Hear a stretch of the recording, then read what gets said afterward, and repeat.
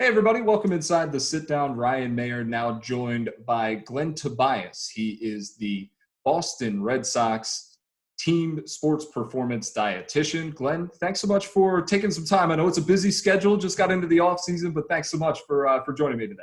Pleasure, anytime.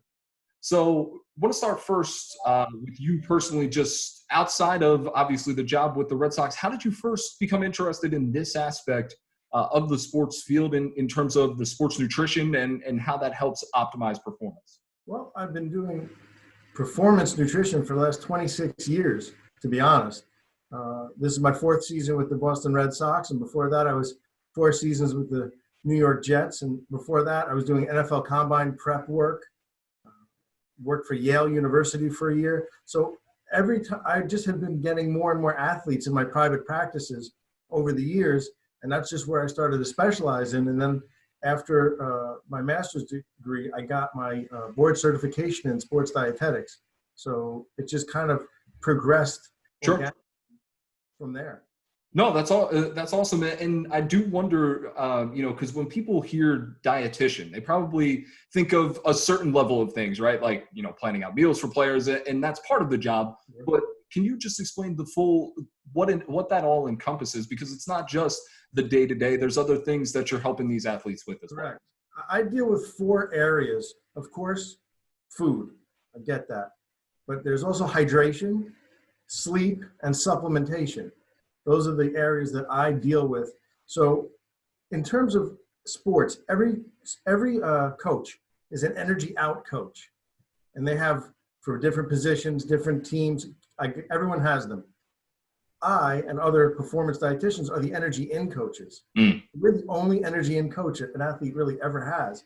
And they can only get out of you what we put into you.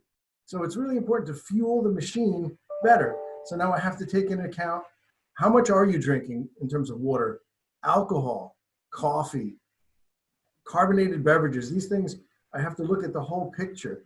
Are you sleeping enough? Because if you're not getting good sleep, almost nothing else will matter. So I have to really deal with that too. So there's a lot involved. And the term dietitian, a lot of people just see like, oh, that's the person who works in the hospital. And the term nutritionist is unregulated. So, that doesn't mean anything. Right. So there's a lot to it though. It really is. No, for sure. And one of the things that I think you mentioned there that I really wanted to get to with you is the recovery aspect, which includes sleep as well, because that's a huge part of an athlete's performance. And not only from the standpoint of just getting enough sleep, but also how foods can interact with your sleep, when you're sleeping, how well you're sleeping. And I wonder if you could just dive into that a little bit, because that's an area that I think most people are just like, well, I eat 3 square meals a day, I go to sleep, I wake up the next day and everything's fine. But there are some different aspects to it. Sure. And it's funny you say 3 meals a day. And I always say, well, 3 meals a day is for prison. Right.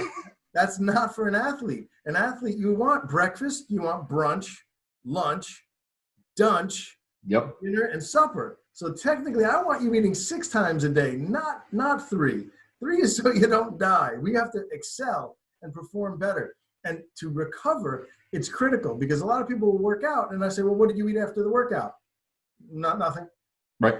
Really, the most important meal of the day, regardless of what all those cereal companies have told you, it's not breakfast. It's actually the meal you had right after your workout.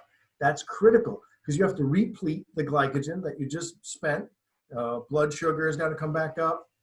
And then you want some good protein in there to help repair and recover the muscle. So if you just have 4 scoops of whey protein after your workout, it's not as effective, because the protein burns in a carbohydrate flame. You need that carb first. So it's a 3-to-1 or 4-to-1 ratio, carb to protein, which a lot of people think it's just protein. So the recovery is critical. I have people doing anti-inflammatories like omega-3 fish oil. I think that's great. Curcumin, which is a component of turmeric, the seasoning often found in Indian food. I avoid carbonated beverages. I like tart cherry juice. I happen to use the Cherubundi tart cherry juice, powerful anti-inflammatory. It also has natural melatonin to help you sleep better at night.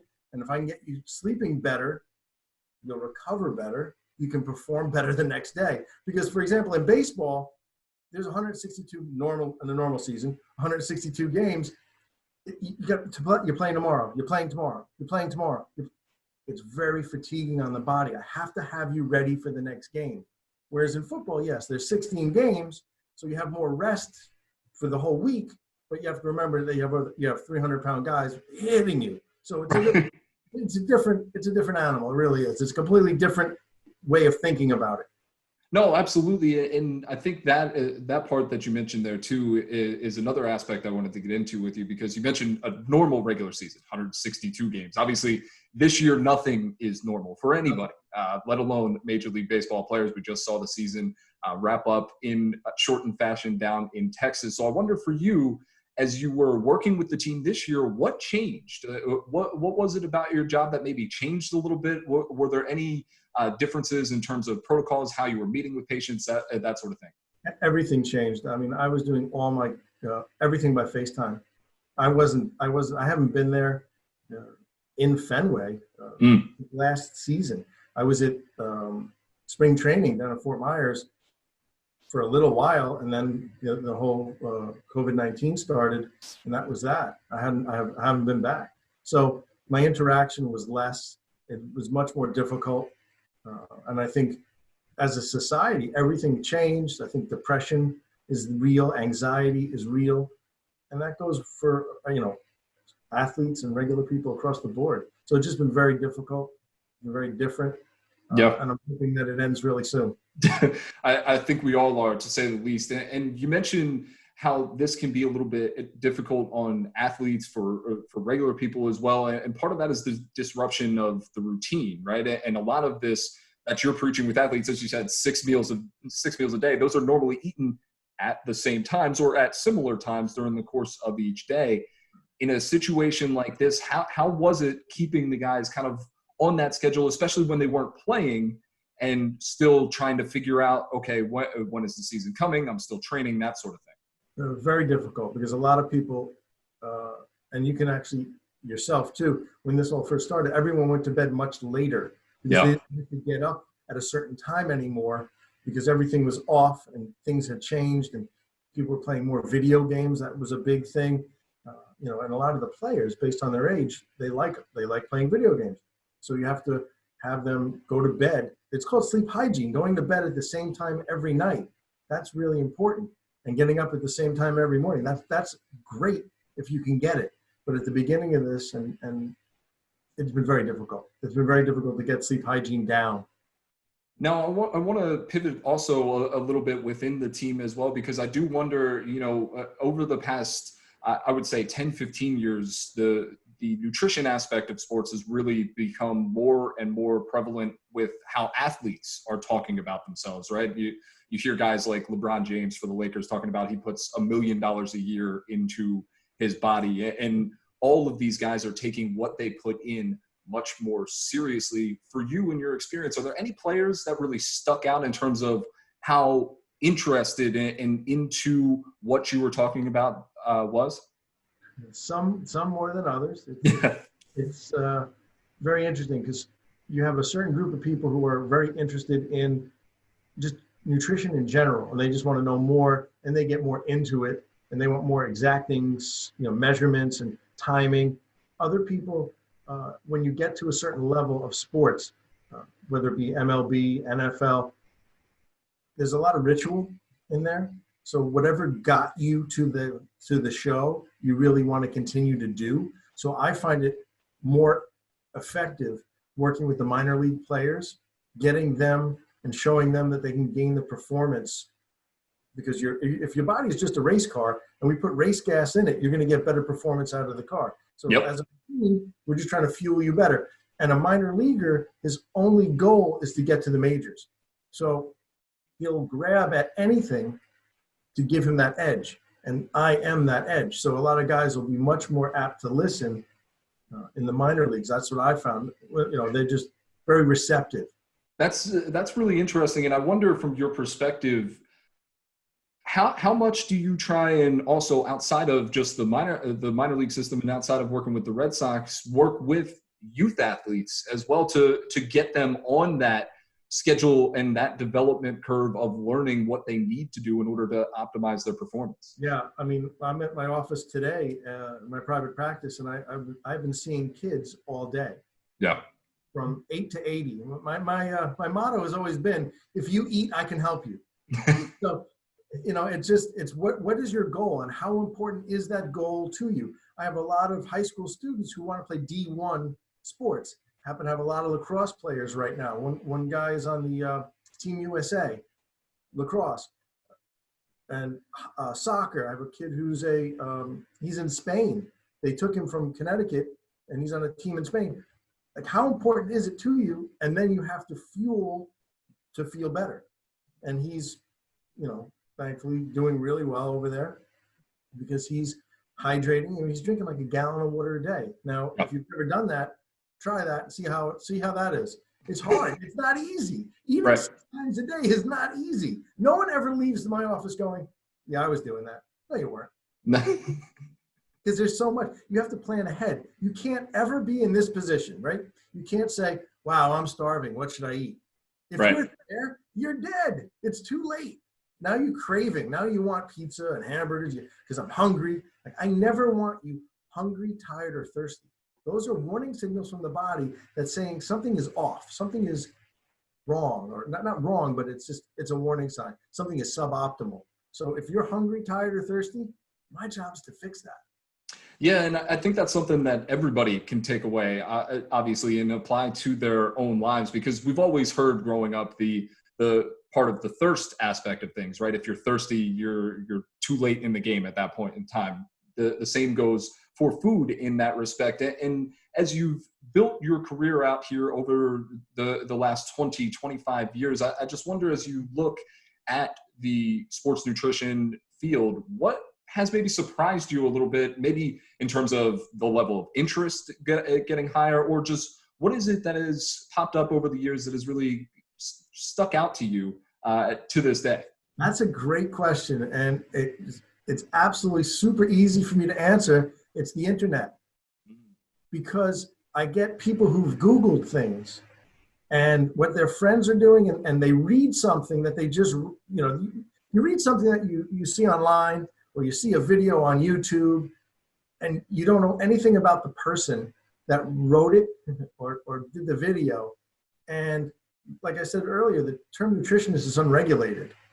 So you're a health coach or a nutritionist, and you wrote what you wanted to write, and no one's there to tell you that you're wrong. So there's a lot of misinformation, almost to the point where people come into my office and they're like, listen, I don't know what to do anymore.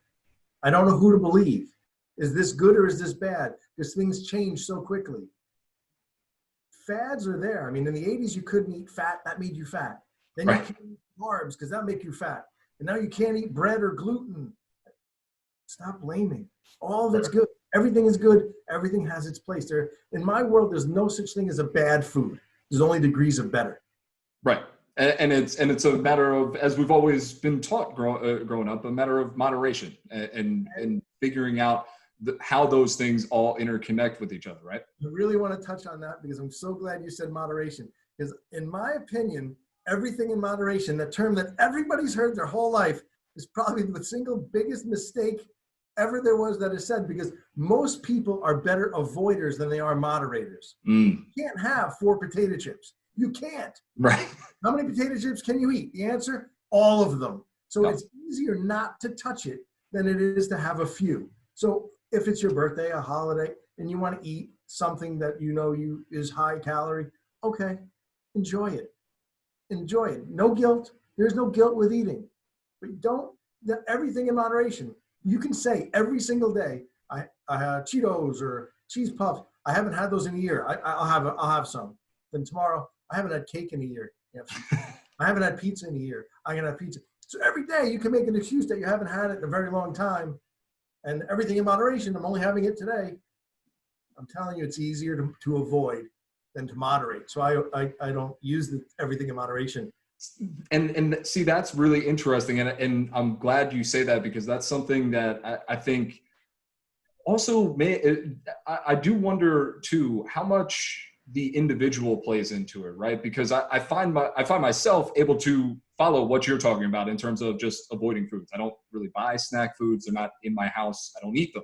Right. Then you can't I eat. know I know other people that, you know, they live in a house where there's snacks there. They're not really ever chomping on them. So I do wonder, how much do you think the individual aspect, or how much have you seen the individual aspect kind of play into that?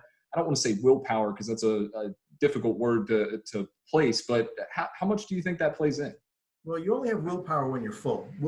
Hunger will always win.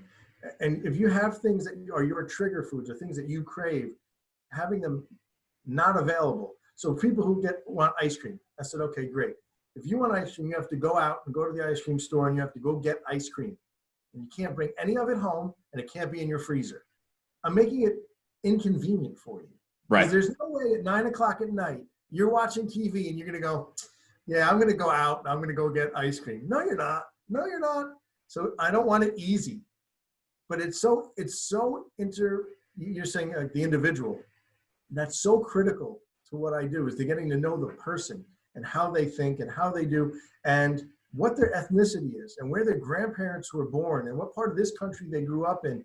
Because those are the foods that you crave and you want and make you happy. So when someone says to me, what should I eat for breakfast? I get that all the time. And I always tell them a sardine sandwich. And they say, well, that's gross. I said, so then don't ask me. What will you eat? What will you eat every day that makes you happy? You tell me, and then I adjust it and I make it work for you.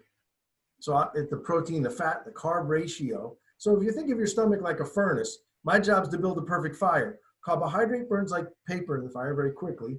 Protein are the sticks, a little slower. And fat, they're the logs, even slower. So to build the perfect fire, you need paper, sticks, and logs. You need carbohydrate, protein, and fat. You tell me what you want to eat. I like pancakes. Great. How about adding some whey powder to the pancake batter? No, I don't want to do that. Okay. How about some egg whites with that? Okay, great. And there we go. Now we're on our way to making that work for you. And this is all one other thing that kind of wraps into this is the difference between athletes. You mentioned working with the Red Sox and then previously working with the Jets. And those are two very different in terms of what they need sports. Baseball players, every day, as you mentioned, they need a lot of recovery to get up and play games every day. Also need a lot of fuel to get up and play games every day. Football players, they do need that fuel highly during the course of the week in practices and on Sundays, but there's also a little bit more rest involved. So I wonder, as you were working with football players, especially ones that are coming out of college, right? And some in particular offensive and defensive linemen that have to put on a ton of weight, right? And so they're just eating everything. Over 300 pounds, yeah. How difficult was that to maybe not change their eating habits entirely right off the bat, but to work them into like, okay, this is how we can still get you the calories you need, but in a smart way. Right. So first, the rule number one is I can't let you ever get hungry. So if you're never hungry, you're more apt to do what's necessary, what the recommendation. But once you're hungry, things fall off the tracks really quickly. And then I give you as much health as you will allow me to at the beginning. Then I get a little bit of traction. We get a little bit of fat loss. We get a little bit of muscle gain. You have a little bit better endurance. You wake up in the morning and you feel better. You don't feel like you were hit by a truck. These things are important. And then then the buy-in starts to come. I drink a little bit more water, maybe a little less alcohol. You start to feel a little bit better, and it keeps moving, and it's progression. So, like I said, I was with the teams, each team, like 4 years. You get that relationship and you get the buy-in, and it gets better and better over time. Now, finally, we've covered a ton of ground here, and I just wonder for those everyday athletes, right? The people that are going to the gym, running, whatever the case may be, what are maybe your biggest tips that you would offer them in terms of how to make sure that you're doing the most you can to make yourself fueled the right way? Well, first of all, you want to look at water. You want to see how much of it you are drinking. Don't say not enough or don't say a lot, because I don't know what your lot, my lot may not the same a lot. So we want to make sure that you're drinking enough water. I can't tell you offhand because I don't know, the people, but whatever you're drinking, you're probably going to need a little bit more think about taking half of your body weight and put that in ounces, and that's a good place to start. So you want to make sure you're getting sleep, but the earlier you can go to bed, the better off you are. So the hours before midnight are critical. People who go to bed at midnight or later, I tell them, you got to go to bed at night. You can't go to bed in the morning. It's just not as good for you. So in terms of supplementation, we recommend only NSF certified for sport products. So these are third-party tested products, like a multivitamin. That's fantastic. It's just nutritional insurance policy, because if you're not getting in enough fruits, vegetables, which most people aren't, it's just going to help. The anti-inflammatories, like we talked about, the omega-3s, curcumin, tart cherry juice, these things are good for recovery. I think that most people can take that, have no issue with it. If you're eating breakfast, lunch, and dinner, that's better than not eating them. If you're not hungry for breakfast, your hunger doesn't really matter to me. So just get it done. Have something, even if it's small. It's better than you did yesterday. So the little bit of breakfast, then you have your lunch. But you can't eat lunch at noon and then think you're going to come home for dinner at 7 and you're going to be okay. You're going to be hangry, the hungry angry. Lunch is the meal that nobody eats, that everyone goes, I kind of want a snack. No, you need to eat at 3, 4 o'clock. We just don't have a name for it. It's lunch. It's important. Get it done. It'll intercept dinner. You're going to feel so much better. And speed of eating. Most people have no idea how fast they eat. They crush it. A personalities. They have checklists of things to do. They got to do the dishes when it's over. There's so much going on in your head. Nobody sits down and enjoys their meal. Slow it down. You'll eat less. You'll feel better. If you put too many logs on a fire too quickly, what happens to the fire? It explodes. Yeah. Well, you can actually put it out. Yeah. So if you eat too much, a lot of people eat too much for dinner too quickly, and then they lay on the couch and wish they were dead for the rest of the night because they're done. They're done. And so then I have no willpower at night. No, because you haven't eaten all day. You missed lunch. You didn't eat your breakfast. You had a healthy lunch. So you had a salad and grilled chicken on it. So you had solid green water salad, solid green water, and a piece of grilled chicken all day. No wonder you're starving for dinner and you've crushed it and you want to eat a pint of ice cream. Anybody would. Glenn, I really appreciate the time. This was a lot of fun. Thank you so much, and enjoy the time off here before we get back into baseball season a little bit more, and the Red Sox are back in action. Hopefully, in a way in which fans can all be back and we can all experience the ballpark once again.